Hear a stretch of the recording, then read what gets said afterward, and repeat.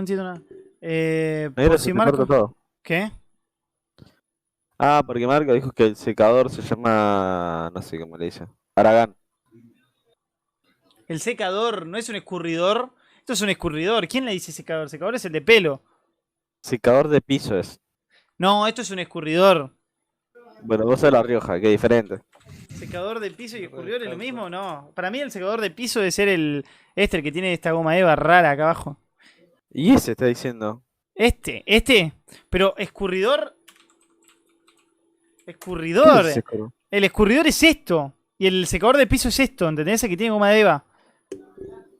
Te tengo que hacer un dibujo en Paint si querés, pelotudo. Es O lo está bien así. mismo. No es lo mismo. Te voy a quedar a trompar.